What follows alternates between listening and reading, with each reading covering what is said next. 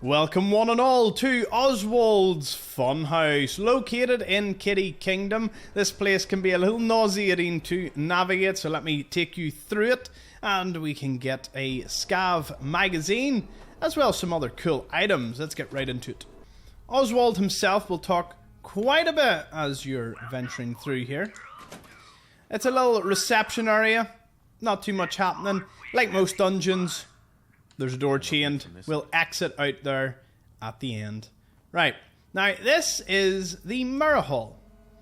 We want to get to that door, but it might be a little difficult. All you have to do is turn your Pip-Boy off and just follow the floor. Although, be careful.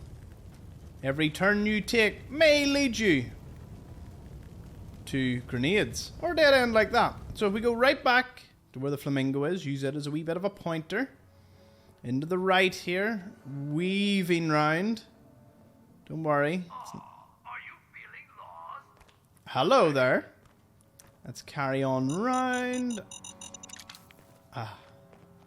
Dead raider. And we just want to, well, if we go around here, it's another dead end. So we'll go back to here.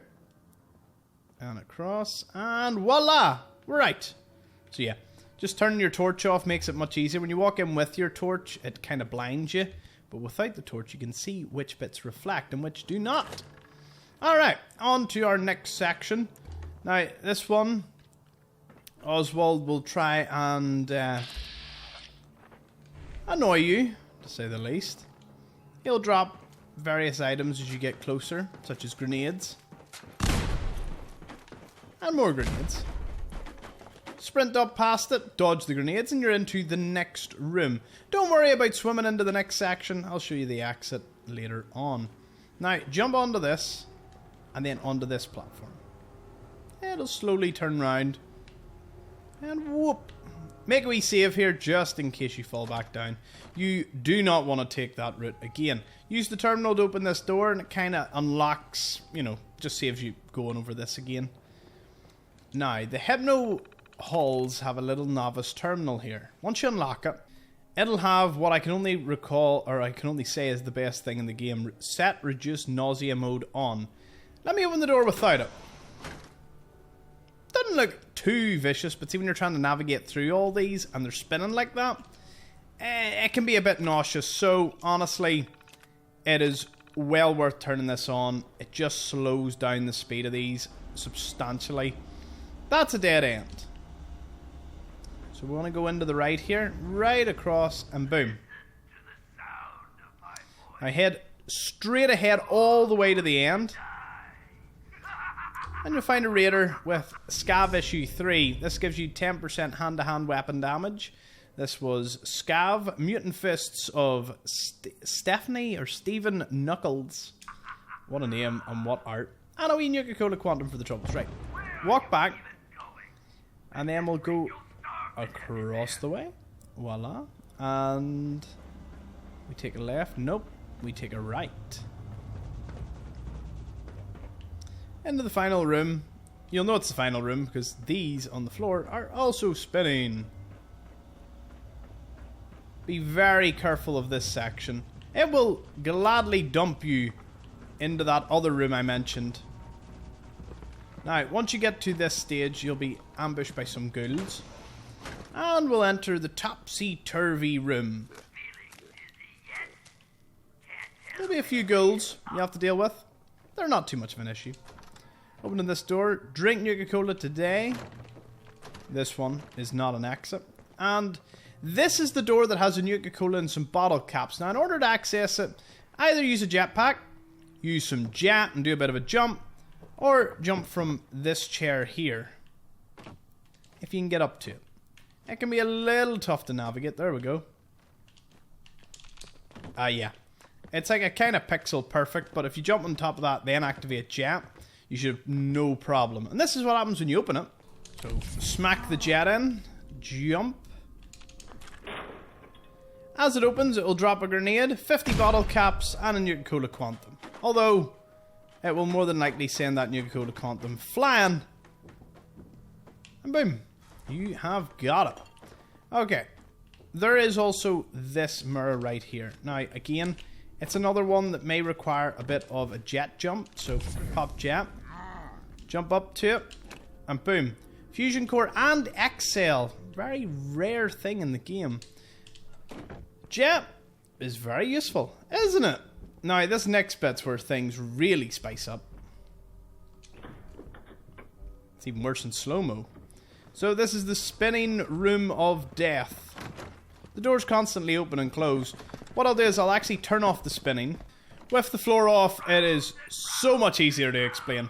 So, starting from the left side as you exit that door, we have this room. Nothing. This room has the cappy, so if you've got the goggles from Sierra, be sure to select it.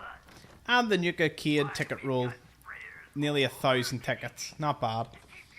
The third one is a few mannequins in a sort of baby's room. Fourth door is the exit. This is how we get out of here, which will be pretty good. Now, the door after that is a Teddy coming home to his wife after a long day at work. Next door is just another hypno. So, close that and be done with it. Then we have this room where there is a Tesla arc triggered via the bathroom scale. But you can get some medical supplies just whilst you're in here. Next room has a flamethrower trap. As well as a mannequin and a skeleton in a really precarious position. Love that. Next we have the shrinking room, which you can see has a first aid at the end. We actually put on no clip. We can go the whole way to the end, and the first aid is here. It's just miniature. It's a really cool effect. I find it quite amusing. Last door has the Cappy room. Dead trader and a dead raider. And an explosive in it as well. The doors keep closing. I don't know if it's the ghouls or me. Oh, there's another one. Oh yes, the Jangles with the Giddy Up Buttercup. They're like playing a game of poker, but the explosion kind of moved everything, so it's pretty cool when you see it. And that's the last door. So, again, there we go. The second red door, and we are out of there. Woohoo! Now, you can just unchain the door and boom, you're out of the fun house. It's done. It's over. But we want to go find Oswald and finish this place off. So if you wander all the way around here, he will like appear, and then he'll vanish. You will get the Nuka Elixir recipe for your troubles and the funhouse control system. Now from here, you have a few options in the system log. Hall of Mirrors, not much can be done there. Bottle jumps, again, nothing. The Hypno, you can set the nausea mode from here if you didn't already. And the spinning room, of course, you can turn it on or off. The user logs. Let's have a read. This was Herman Benson. After the crew divided up the park for living accommodations, Bradley is over the moon. We get to live in the funhouse. It's a ton of room, but every memory I have of this place involves someone getting nauseous from spinning. I'm glad he's happy about it. It's been far too long since I had a smile, or I saw a smile on him like that. I don't think he's realised it yet, but with everything that's going on, he would have graduated high school last month. I know it's selfish, but part of me is glad the attack happened when it did, so I can have my son here, safe with me. Out in the storm. Woke up to find that Bradley had gone out in the radiation storm. He said he couldn't take living like this, and if the radiation was going to kill us, he'd rather die quickly. I don't know if he'll ever realise how much it hurt me to hear him say that. Luckily, the storm doesn't seem to have hurt him at all. In fact, the ankle he sprained messing around the spinning room last week seems to have healed instantly. Maybe whatever mutation the initial storms gave us has given us immunity to radiation. Thank goodness for that. Snapped during the attack. Something snapped in me during the last attack in Kitty Kingdom. Maybe it was the pent-up rage from Bradley leaving, but during the attack I lost it and bit into the neck of one of the attackers. At least that's what they tell me. I don't remember. It's all hazy after the attack started. God, I'm so hungry. I've probably eaten 20 potatoes today, but I can't seem to shake it. Damn it, why am I so hungry? Want? Who knows? I haven't been in here in years, not since Herman changed. This terminal is still signed in under his name. I can't even remember how long it's been since he was able to have a conversation. Maybe Rachel is right about needing to leave to find a cure for the affliction. Anyway, that new group of psychos that moved into Nuketown, USA is clearly different than the last one.